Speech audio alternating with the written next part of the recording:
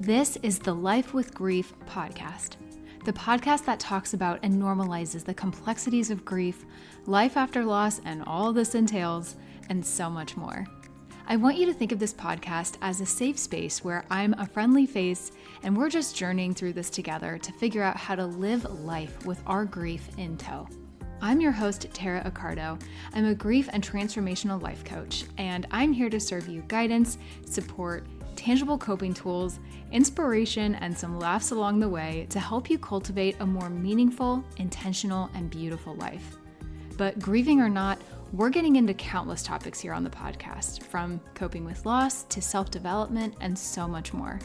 I'm so grateful you're here. Let's dive right in. Hey there, welcome back to the Life with Grief podcast. I'm your host, Tara Accardo, and today we are digging into an important topic that has really been on my mind personally lately, and I will divulge why in just a moment. But we're going to talk all about how to cope with feeling like we have lost our identity after going through some form of loss, whether that is the death of a loved one or many other types of loss out there. And I feel like I need to preface this by saying that this is a big topic, right? We're just scratching the surface here in this episode. This could be a multiple part thing here. But I just want you to drop into this episode, relax, take some deep breaths with me, and just acknowledge that we can totally feel like our sense of self and our identity has been shifted or altered, and sometimes in really, really big, massive ways after we experience a form of loss. And so I just wanted to talk about that today. And I actually do have this in a blog post format.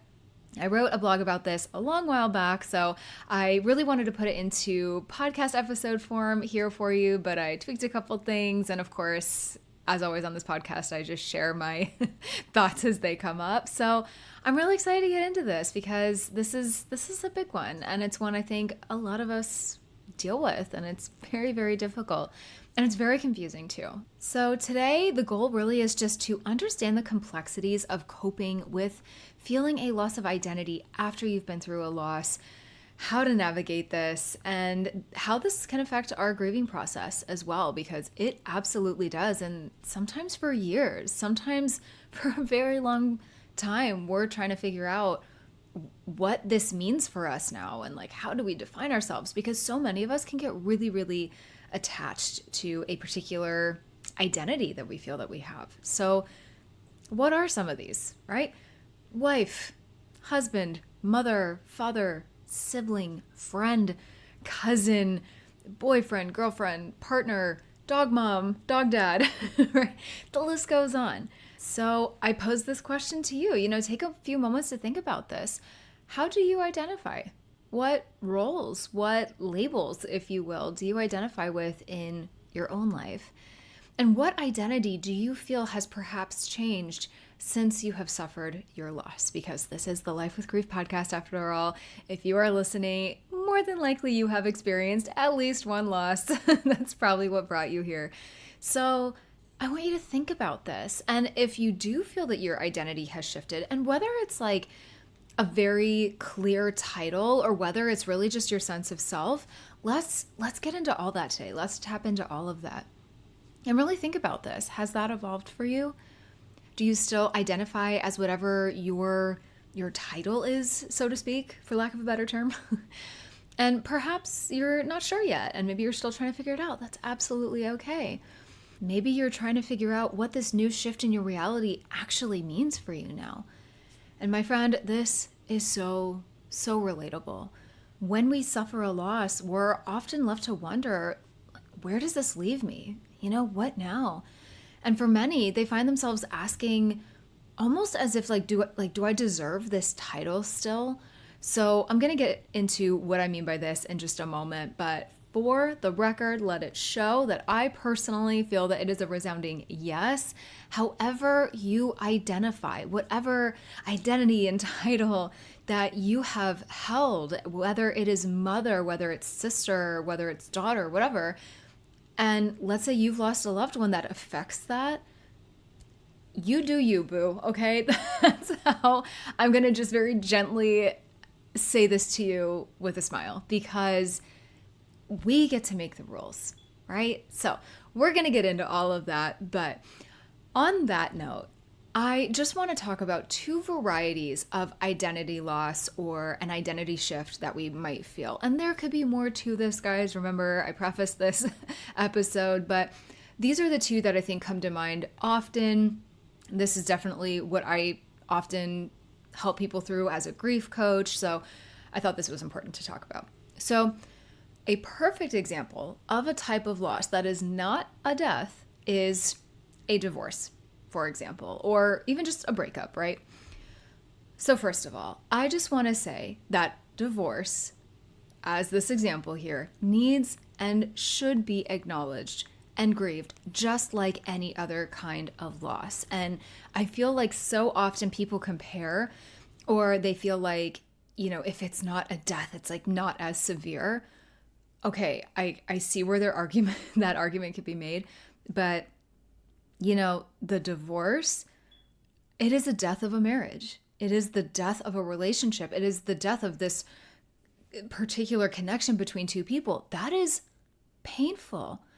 And it can be especially confusing because oftentimes, especially if it's a divorce and one did not die, the partner is still living. It's a complicated level of grief because you might still have to be around this person, especially like if children are involved. Like, let's say it's not a particularly clean break in that regard where it's like just you two involved. Perhaps you'll have to witness them move on. Maybe they're like kind of still in your life somehow, or you stumble upon them on social media or whatever. Maybe they'll find a new partner in life. Maybe them and that partner will have children if that applies, right? This can really snowball into a lot of different iterations. So where does that leave someone going through something like this? There are some complexities to this particular type of grief and loss compared to that of someone who has lost a loved one via a death, which we will talk about in a moment. As I mentioned, if you're no longer a wife or a husband or a partner legally, and then one or more person begins to move on with some time, that can be really hard to grapple with. Or maybe one person wanted the divorce and one didn't, and maybe you're the person that didn't, and here you are watching all of this unfold in front of you. And then add on a marriage that was decades long, you're left unraveling a near lifetime of partnership, or if not a lifetime, certainly a long time that deserves some credit. There's memories, likely some combined finances, maybe, possibly a home, if not ownership or renting together, at least moving away from each other and what you are familiar with and maybe comfortable with. And I have not been through a divorce myself, but I have witnessed some. I have witnessed breakups. I've been through some breakups myself, one of which was a broken engagement. And that is definitely another topic for another day. But let me tell you, it was an adjustment, and that was an understatement. Breaking that news to our families and friends who, uncouplings can also affect those around us, of course. Moving out and away from each other, as I mentioned, and in my case at least, there was no contact ever again. Like literally none. I literally have not spoken to my ex since we said goodbye to each other at our apartment all those years ago. Not a word. And although we left on pretty decent terms as far as I was concerned, there was still a void. I still felt like I blew up my life. And here I was, like I was a fiance, and now I'm not a fiance. And not only am I not a fiance, I'm not even a girlfriend now. Like just like that. It was so, it happened over the period of time, but once it ended, it ended. And it's a lot to get used to. It was a lot to get used to not living with him and being with him every day as we had been for the last 5 years together. So this can look and feel so different to everyone, but I ask you as the listener, have you ever been through something like this? And again, we can widen the net here. It might not be a breakup, but even a friendship or something, right? There's a lot of adjustment that we have to go through here. So even if you're not really mourning or even that upset to be away from a person, there can still be a sense of needing to find a new identity, a new normal. Or maybe you just need to find new things to fill your time that you would have been spending with them. It's very, very strange, right? Like maybe you have to cook your own dinners now, or you're just cooking by yourself instead of with your person, or you might even have to let go of a friend or two of yours that were maybe mutual friends, but ultimately maybe they like just can't or aren't comfortable with being friends with both of you for whatever reason. Like literally, guys, the list goes on. And it's very sad at times, but I hear it happen all the time. And this happens whether we experience a death of a person or, a conscious uncoupling of sorts or whatever this looks like. And there is this sometimes very abrupt new change in lifestyle that takes a lot of coping with. And even if the person is still alive and well, and sometimes that can actually even be worse. I've talked about how my now husband and I broke up at one point on the podcast before, so I will not belabor this for those who have heard this story. But long story short, a couple months before my dad died, my, again, now husband and I went through a very difficult time, and we broke up with no plan to get back together. And I found myself in therapy around the time that my dad died, which I'm so happy I did. And I always felt kind of guilty because I almost found myself talking about like this breakup almost even more so than my mom's death or my dad's death. But it made a lot of sense because he was nearby. I knew where he worked. He was still living in our apartment at the time, so I knew where he lived. Like just their energy and their presence is near you or around you, and it can feel very unfinished, whereas death, it's very final, right? At least in the physical sense. So it's just a lot. It can be very, very heavy. Hey, my friend, are you needing some relief from your grief? If so, I have an exciting new offering that will help you get exactly that. My 14-day Relief in Your Grief challenge brings you powerful, impactful, bite-sized daily content alongside the perfect meditation. One of the biggest struggles I hear from my members, clients, and people on social media is that they just need some relief from the stress, sadness, and pain that grief and loss can cause. But here's the thing. So many people are lost and unsure about where to start. This can feel like a huge thing to tackle, so we are doing it together, and we're starting with just 14 days. Give me 2 weeks and I will help you begin to take that anxiety, heartache, and anguish and turn it into peace, clarity, and hope as you move forward with your grief.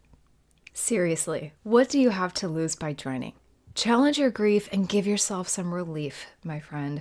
I have no doubt this 14 days will be an inspiring, uplifting, perspective-changing experience for you. Join now through the link in the show description.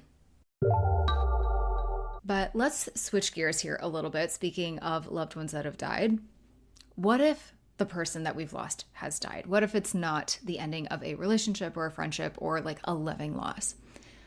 As an example, having lost both my parents, funny enough, I've been called an orphan by like a few people, like multiple people, which I will be honest with you, I really struggle with. Like, yes, technically speaking, I am an orphan, like by definition. I had parents and now I don't have any here in the physical world in the traditional sense. Now, I always laugh to myself about this because I might have some like Annie with a Daddy Warbucks and Mrs. Hannigan complex going on, but like that never really sat well with me. I don't love being called an orphan. I'll be very honest. It like to me, it makes them sound like they abandoned me, which simply isn't true. They never, ever would have abandoned me. They never, if they could have lived as long as I did, I know they would have. So I think that's why I laugh about Annie, because ultimately her parents gave her up, right? Like mine didn't do that. But one could ask the question, like, how does that affect my being a daughter? Let me be perfectly clear in that I personally will never, ever not consider myself a daughter. I was created and brought onto this earth by two people who loved each other dearly, who loved me dearly, and who were and are, because I do believe that they are still around me in the spiritual realm somehow, they are still my parents. That title can never be stripped away from me simply because they're no longer here in the physical world. That is my own personal belief. You do not have to feel that way. It's all good.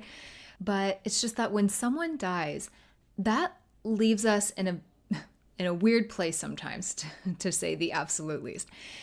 An even more impactful and complicated set of problems arise when the person that we were so deeply identified with leaves us from the physical world. It is beyond just feeling lost or unsure of where we stand. It goes so much deeper than that. So take pregnancy loss, or maybe a mother losing her only child or a child, for example. One might wonder, or unfortunately other people might impose this on them, was I ever a mother? Am I still considered a mother? Am I deserving of this title, even though I'm technically on paper not one now because they have died?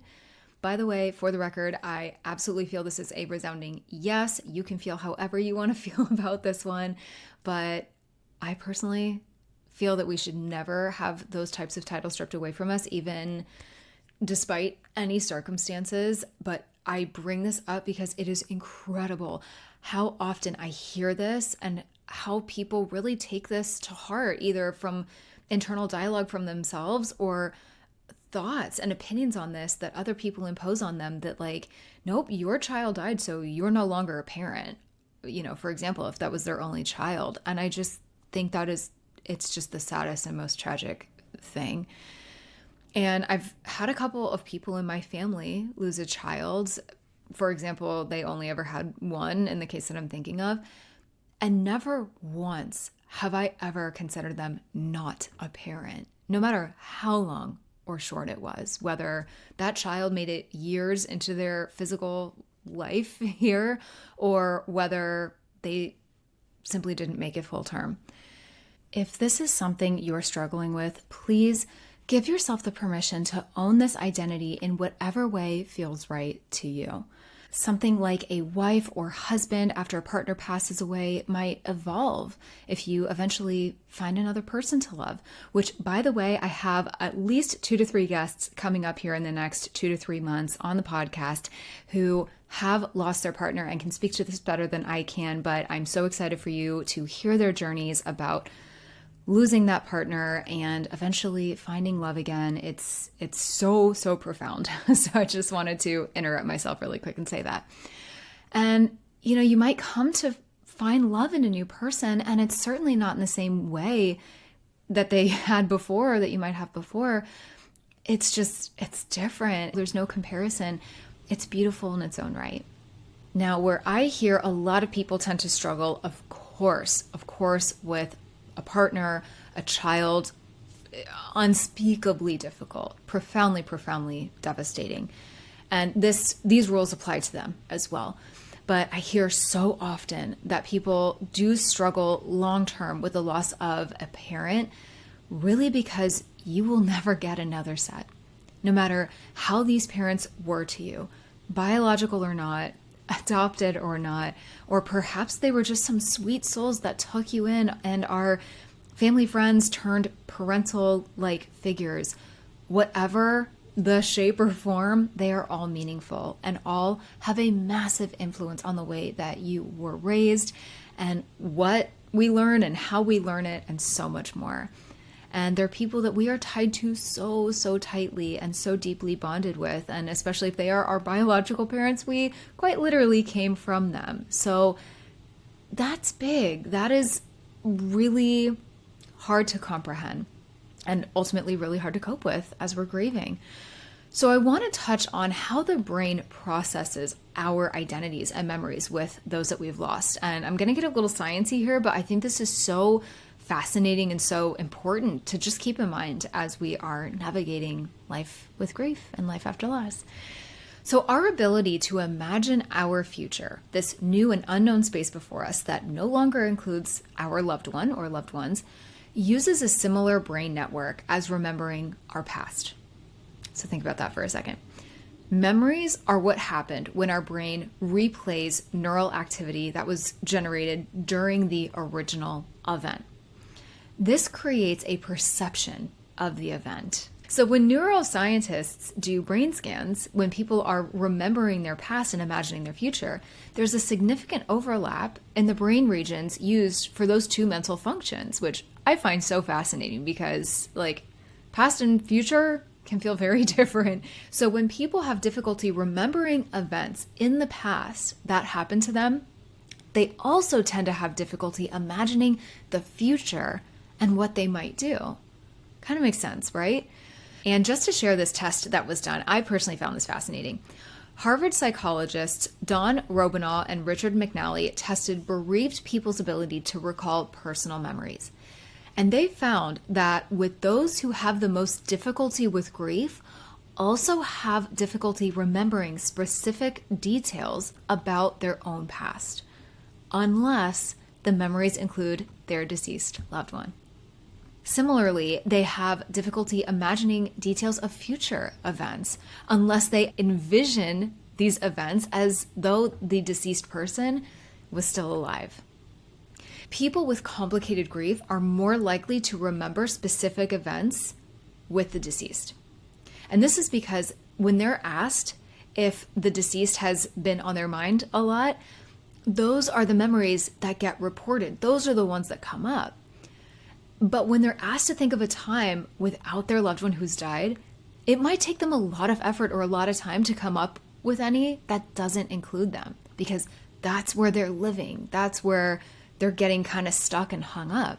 If our own identity overlaps with the loved one who has died, so just thinking about ourselves as a wife, for example, or a mother, then imagining ourselves in the past or the future is more likely to include the deceased person as well. If the nature of ourselves and our identity implies that we have a husband, for example, then imagining ourselves in the future automatically brings him in too. It's really easy to see why we would feel as though a part of ourselves is missing after a death. Our identity literally integrates that title or that role into ourself. So I know that was a lot of jargon I just threw at you, but if you take away nothing from any of that, take away that last part. It's that when we feel that our identity has been ripped away from us and that we are missing a limb and we are just so lost and so without direction, it is so often because of many things, but one of the reasons can be because our identity is really integrated with that title or that role in our sense of self. We live this new, changed, altered future each day, and our identity changes as we survive and eventually thrive following our loss. And I think it's really important to ask, does our relationship to our deceased loved one change as well? Think about that for a moment and think about where you fall there. Do you feel that that's the case? Whether or not you've been grieving your loved one for a very short time or maybe even years now, consider this. How has it changed so far? And how do you foresee it changing even more in the future? And listen, if you don't have an answer to that yet, do not worry. This is not a test. I just want to throw these questions out there just to get you thinking. And it's also almost impossible to predict that, right? We might not know that till we get there. But even then, we might not be clear about it for years. So I just want to validate this. There's no pressure here. We are all in this same boat and just trying to figure it out and trying to figure out what these losses and what this immense grief means for all of us now. But where I'm trying to go with that is that the end of our loved ones' lives takes away the potential of our relationship. And that is something that really needs to be mourned correctly. So with my mom, for example, she is not going to be here in the physical world to see me be a mother. I became a mother earlier this year. It has been one of the most difficult aspects of my grief, navigating that without her, without both of my parents, really. We won't get to experience that bond and bond even more over that. I can't go to her to talk to about anything parenthood related, or talk about how I was as a baby and how my daughter is as a baby, and just all of those special conversations. And it's especially painful for me because I know how absolutely phenomenal of a grandmother that she would have been. And my dad, oh my God, what I wouldn't give for him to also meet his granddaughter or any future children that we have and see me in that phase of life. And he was also someone I spoke to regularly about where I saw my life going and career changes and passions and things I was interested in. And both of my parents did an incredible job of lighting me up. And my friend, I hope you have at least one person or multiple people in your life that light you up like that. And if not, I will totally be that friend for you because we all need one. And it's just those conversations, it's those moments that I know we're never going to get to have. And that is really difficult to grapple with. They weren't there for my wedding either, for example. And that was already something that was taken away in terms of potential memories that we could have created together. So it's these big life events, and it is the minute, small, but beautiful in-between moments too. And not only does this just affect our grieving journey, but just, again, this is where our identity can really come into play, and we might have like a bit of an identity crisis. We're just grief-stricken over what could have been, and our identity is a major part of that. Hey there, really quick, did you know there are 6 new designs for my Losses Become Gains daily journal? I am seriously so excited to share these with you. I'm calling these new designs my Mediterranean collection because it really speaks to those fun vacation in Europe and Mediterranean vibes, which I personally love. And they're all just so fun, but are also such an impactful part of your daily routine. And the patterns are so awesome. And really, there is something for everyone here. There is a Grecian tile, Seville oranges, Positano stripes. We want to think beachy vibes here. Aperol spritz, ocean waves, and limoncello. As always, you get 3 months of prompts with room for free writing, a section in the beginning to help you tap into who you are and your why, what your goals are, and there are also some clear instructions on how to best utilize this journal. It takes literally 5 minutes a day, and it's really just a simple yet wonderful practice that will truly make a long-lasting impact on your healing and grieving journey. You can find them on Amazon by searching for the Losses Become Gains Daily Journal. Be sure to scroll down to find each pattern, or tap the link in the show notes for more. But so often we realize, or come to realize, if not immediately with some time, that there is some gratitude there for the things that our loved ones did give us, or the lessons that they taught us, or the love they imparted on us, or whatever it is under the sun that they gave to us, no matter how short or long they were here. For me personally, that is something I hold on to very, very tightly. Maybe it's a partner that provided you with laughter and fun trips and intimate moments and beautiful memories. A child where you had a bond that you simply cannot describe. No words will ever do it justice, no matter how long they were here for. And the love that you felt for that human that came from within you. Whether or not you were the biological parent, doesn't matter. That love, it transcends all space and time. And at the end of the day, I think so many of us would not give any of that up for a moment. But that being said, I think so many of us grievers feel this and can agree that the pain is horrific at times, but we would not give up a moment of loving our people and having them in our lives for as long as we did. And as we age and as we move through our life without them, while we might feel grief over their absence in this new part, this new phase of our life that we did not even ask to be in, might I add, we continue to adapt to their death because we have to, right? It is survival. And we continue to learn how to restore our life and live a meaningful life. Our relationship with our loved ones, present, past, and even future, can be transformed when we focus on all of the good that they want for us, despite any difficulties or frustrations we might have had in our relationship with them when they were here. Human relationships can be very complicated, right? But our understanding of ourselves can change as we gain wisdom through experiencing our relationships, the ones that are here with our living loved ones. We can perhaps grow more compassion, more empathy, find some more gratitude for the things and for the people that are still here, still around us. And it is not to replace the loss of our loved one or our loved ones with gratitude and a happy mindset and calling it a day. No, it is not about that. It is rather understanding that those two things, joy and also our grief and our sorrow, can actually coexist. And when we allow our interactions with our loved ones that we've lost to grow and change, even if only in our minds, this is a beautiful transformation that our relationship with them can go through. And that can ultimately really affect our capacity to live fully and live in the present. So if you ever hear me talking about having, an intentional, meaningful, purposeful life and all of these, admittedly, they can sound like buzzwords. This is what I mean.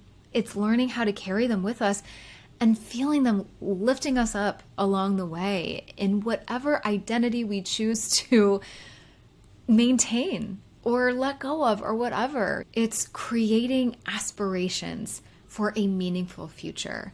And in a way, it can also help us feel more connected to them. And more importantly, connected to the best parts of them. We can learn to become a better daughter, a better son, partner, cousin, whatever this is. Our love for them is still there.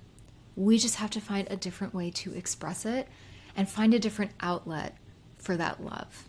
That outlet to them is always going to be there. That ain't going nowhere, okay?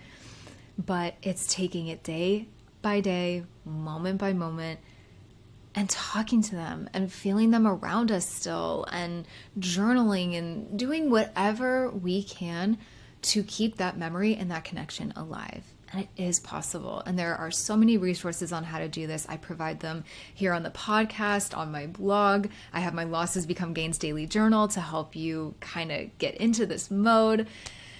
And so I just want to leave this episode on a high note today. And I want to do this with a beautiful quote from Mary Frances O'Connor, who wrote one of my favorite books called The Grieving Brain. And she says, "Their absence from our physical world does not make our relationship with them any less valuable."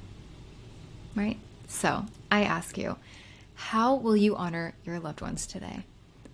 How will you perhaps loosen the grip on this identity that we've held on to so tightly and just be you, acknowledging the relationship solely between you and that person, honoring that so fiercely and not letting go of that title or that identity if we don't want to, but also realizing there is so much more beyond the surface of each and every one of us. And just taking some of the pressure off about, worrying about how we associate ourselves with them and being so tied to our identity that it actually keeps us stuck, which I see all the time. That was the purpose of this episode. Versus finding joy that their soul was and continues to be in our lives in any capacity, however you choose to believe that. And not that you need my permission, but once again, I'm giving you my permission here today in case you need it. The permission I'm giving you is to know that it's okay to let go of any guilt, to let go of the pressure of thinking so intensely on what our identity is now and what it means for us and what to do next. This is where I see so many grievers get stuck. And it's okay to surrender and to release that. It's okay not to know. It's okay to feel one way one day and one day the next. It's all good. There's no rules. And it's okay to be confused by it and not really know how you feel for a while. It's perfectly normal and it's perfectly okay. You can be all of it or you can be none of it. No one is putting that pressure on you to figure it out but you. And if they are, for some ungodly reason, please pay it no mind.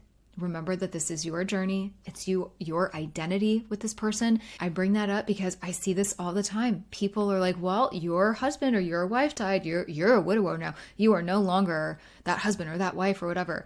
And people try and strip grievers of their various identities so fast. So fast. It's awful. So all that is important is how you feel. And I just want you to remember that today. And how you want to carry on that relationship and that title and identity if that means something to you. And it's okay if it does, and it's okay if it doesn't. And I promise you, your loved one knows how special that invisible tether and bond that you share with them is. And no title will ever change that. Remember, these are titles that we give ourselves here in the physical world because this is what we do as humans. But that relationship with the deceased is between us and them, and that's it. You are the one that's still living, so you get to decide. And that's a pretty amazing decision to be able to make, right? So that all being said, I thank you so much for hanging out with me through this one. I know this is probably kind of an interesting conversation. Maybe you didn't see it going in this direction, but that's what I like to do here on this podcast, and just leave you with some things to think about and hopefully leave you feeling a little more uplifted than you did when you came in. So I am sending you all the light and love as always, my friend. And with that, I will see you in the next episode. I am sending you a huge thank you for tuning into today's episode, my friend. I'm so grateful you're here and for the steps you are taking to heal your heart, open your mind, fulfill your soul, learn, grow, and evolve, and move through this crazy thing called life in big, beautiful, impactful ways. Visit lossesbecomegains.com for my blog, ways to work with me, to shop my daily journal, and so much more. And be sure you're following along on Instagram and Facebook at Life with Grief Podcast. I love seeing new faces, meeting new people, hearing your stories, and supporting you however I can. Be sure to hit that subscribe button if you haven't already. If you haven't left a rating or review, please do so. I would so appreciate it. Or if you feel so inclined, to share this episode or this podcast with someone who could use it too. I'll catch you in the next episode.